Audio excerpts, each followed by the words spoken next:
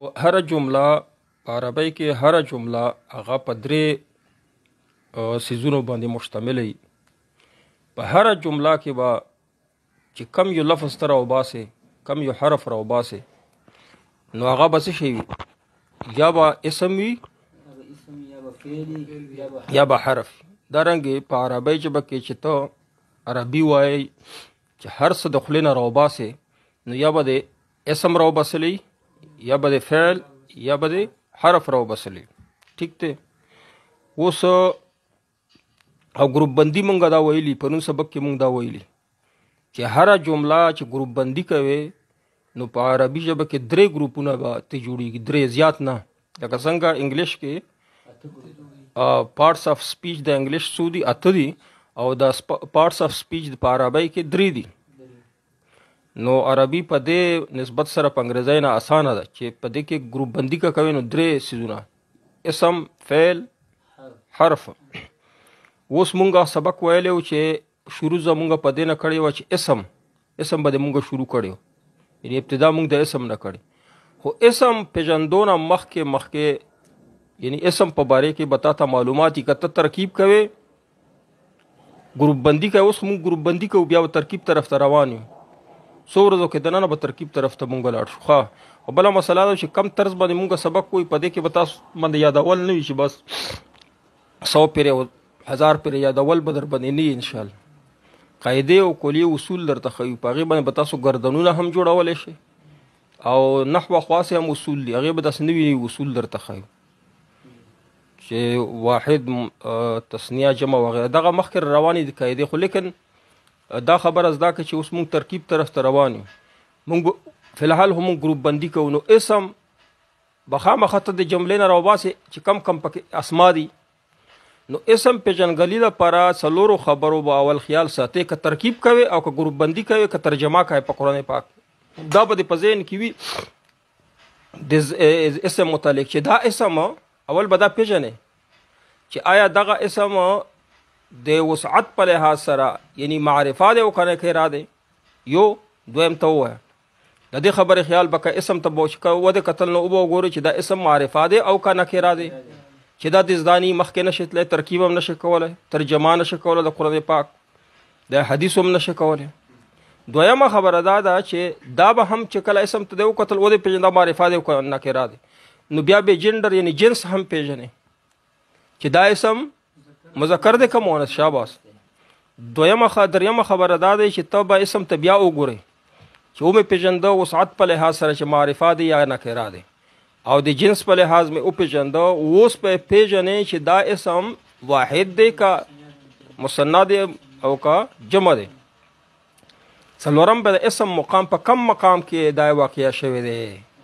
حالتونه خو کم په حالات کې دی، نو حالتونه چې دی بدلی مقام په لحاظ سره درې حالتونه، تو حالت رفع، حالت نصب او حالت جر. نو ته به وګورې چې دغه اسم چې دلته په دا جملې کې واقع شوی ده د مقام یې څه دی؟ حالت جر دی، رفع دی او نصب. ها، خو اسم چې کم دی هغه شکلونه بدلی، درې شکلونه بدلی. هغه چې درې شکلونه بدلوي یا 2 شکلونه بدلی. ځنه اسمونه 2 شکلونه بدلی، 3 نه بدلی. معنا به اسم هغه وي خو شکلونه به بدل کی. نو چې شکل بدلی نو 3 نه زیات شکلونه نه بدلی، او ځنه پکې 2 بدلی. ځنه داسې اسم دي سره شکل نه بدلی، مقام به بدل شي خو شکل نه بدلی. چې نه بدلی شکل، چې شکلونه بدلوي هغه ته معرب اسما ویل شي.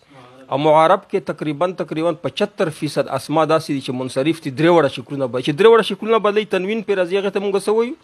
منصرف اسما. او چې 3 وړه شکلونه نه بدلی بلکې 2 شکلونه بدلی، هغه معرب دي، منصرف غیر منصرف هغه 14% دي، او 2% داسې دي چې هغه مبني دي. هغه خپل چې کله مطالعه کوي قرآن پاک په حدیثو کې په خپل مخې ته راشي.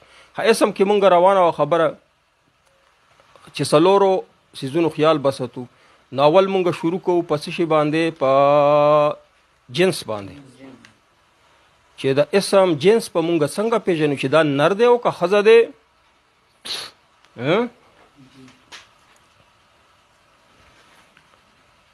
نو د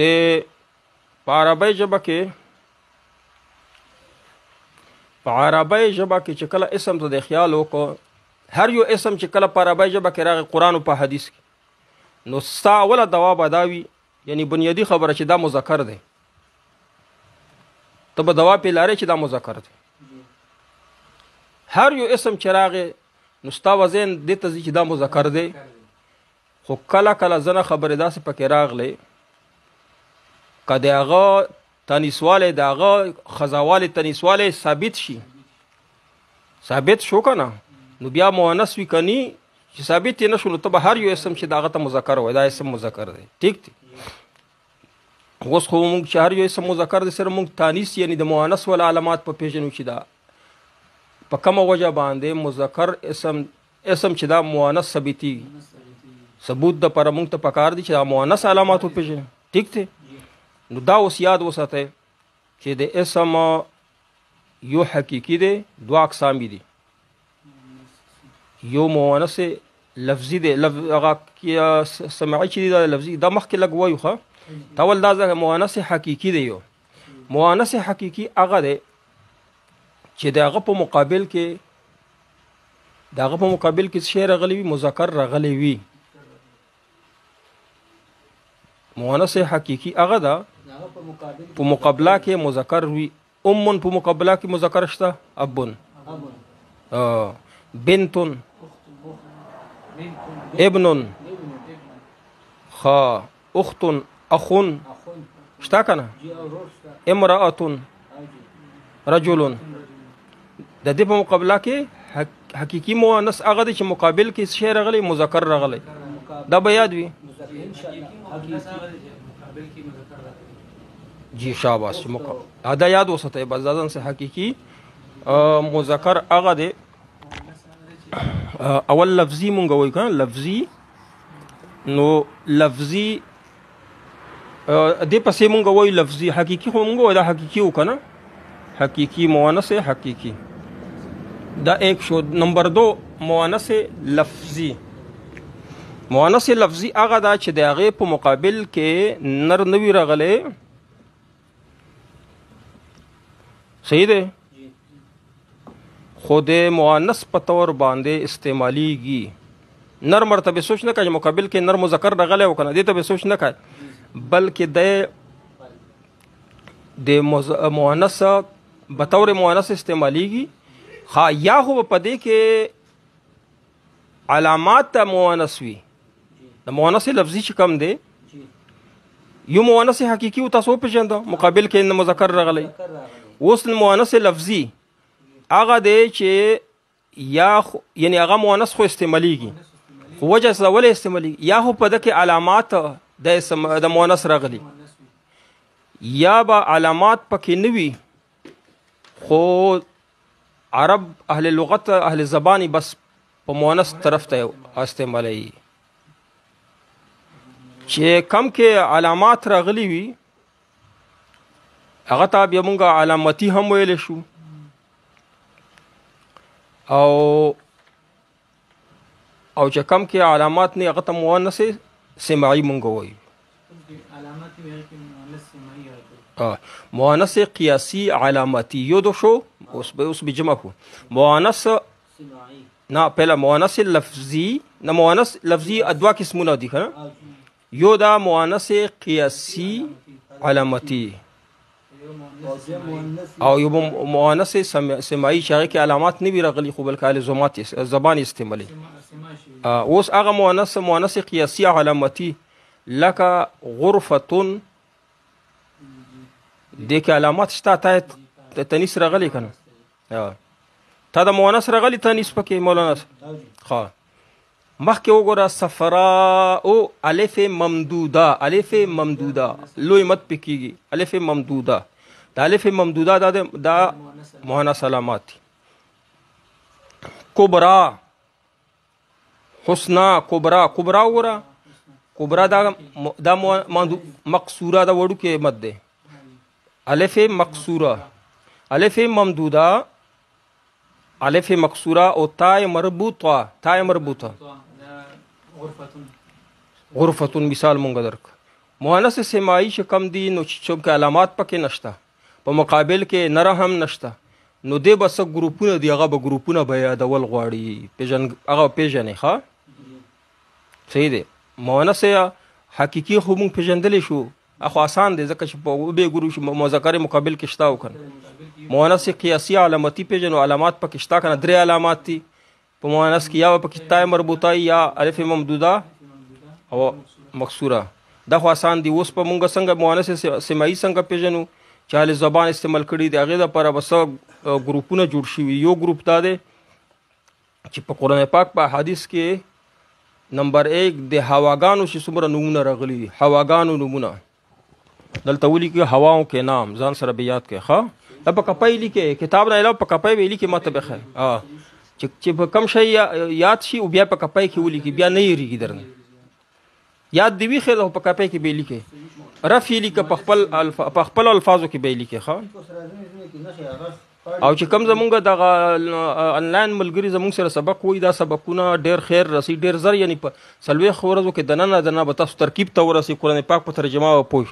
نو په کار دا دی چې هغه خپل کمنټس کې زمونږ کې کمزوري هغه دې بیانوي، او که ښه وي نو هغه دې بیانوي کمنټس کې هغه کوي، مونږ سره د اول نه تر اخره پورې په سبق کې شریک شي، نو بیا ګیله نه وکړي چې ماته خو اوس ترکیب نه راځي، چې دا سبق نه اخر اول نه اخره پورې شریک شي. یوه ورځ کې مونږ سبق وایي د مدرسې په مقابله کې د یو میاشت، د نن سبق چې مونږ ووایو که نه په مدرسې کې په یو میاشت کې تاسو ته دومره سبق وایي، او قاعدې اصول مونږ ښیو. نو کوم چې زمونږ آنلاین ګوري هغه ملګري د خامخا لاندې کمنټس لیکي او شیر کوي دی، او د اول نه داسې نه چې یو سبق اوري بل نه اوري بیا نشي زده کولی.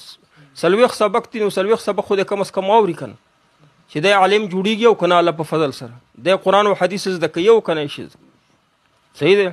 اوس تاسو چې کوم راځئ نو تاسو به یې لیکئ په کپۍ کې، زده کوی به بیا به یې لیکئ، چې دوباره یې ولیکه که ته یې ښه لیکه، چې کوم سبق ویلی بیا په کپۍ کې لیکه، رف یې لیکه خیر، چې ته به پوهېږې توس یې ښه لیکئ صحیح دی. اوس مخکې جی اول مونږ ووایو چې مؤنث سماعي څه ګروپونه دي، هواګانو نومونه او وبه لیکې ځان سره، په قرآن او حدیث کې راغلي. 2م نمبر د شراب نومونه هم په راغلي، هوا نومونه لکه ریح، صرصر، باد، سموم. او دې وره مثلا ریح راواله، په د ریحون کې د ریحون په مقابل کې چېرته غشته مذکر نشته، د ریحون کې چېرته علامات شته د مؤنث نشته، خو بس دغه سماعي د اهل زبان استعمال کړه، ریح مؤنث استعمال کړه، ته به یې استعمالوي. د شرابونو نومونه چې کم دي، خمر، خرطوم، 2م د شرابونو نومونه. 3م د ور نومونه، نار، جهنم، جحیم، سعیر، سقر. اوس ته که دا سبق ویلی نه نار به ته وایه چې دا خو مذکر دی، ځکه چې تا ته مونږ ووایو قاعده دا ده چې اول به ته دوا لرې په اسم چې دا مذکر دی، خو دا استثناګانې روانې دي چې مؤنث سماعي د دې نه استثنا دی. او د ور نومونه خو مونږ ووایو آک کې نام، جسم، د جسم هغه اعضا، جسم کې ځنه اعضا دوه دي او ځنه پکې یو دی، چې کم جسم کې اعضا د بدن کې اعضا دي دوه دي هغه مؤنث دي، لکه یدون دوی که یدان دوی وي که نه، قدمونه سوی که چانه کټ شوی وي اصل حقیقت کې خو وي که نه دوه. اذن غوږ یو که، عین، رکبتون، یعنی چې څومره دوه دي پنډی جسم کې وازه چې هغه دو وي، دا به ولیکئ ځان سره. بیا یو مثال خیر دی ورسره ولیکئ که نه، یدن، خو دا مثلا اول ولیکئ یو او هواون کې نام، مثلا ریح یا صرف، یو شی ولیکئ مثال تاسو چې لیکئ یو مثال کافي دی. شراب کې نام، خمر ولیکئ شته لیکئ، او جسم کې وازه جو دو ہے بیا دا ولیکئ. او 5م نمبر متفرق اسما دي چې هغه ګروپ کې نه دي شامل، متفرق دي بیل هغه ځان دا به ټول لیکي. سماء په کپۍ کې به لیکي سماء، او سماء ارض، سماء ارض د دې په مقابله کې سب مذکر نشته ښه، شمس په مقابله کې نشته، نفس، دار، او حرب، عصا، عاصن. او چې استثناء د پر به هر وخت ذهن تیار وي، په استثناء پکې راتللی شي په هره قاعده او کلیه کې ښه استثناء. که ته مدرسې کې کتابونه وایې هغلته قاعده او کلیه درته وشي، یک استثناء راغلی، نو دلته چې ته سبق وایې استثنا ته به هر وخت ذهن تیار ساتې. کله کله به مته راوباسې چې وګوره دا خو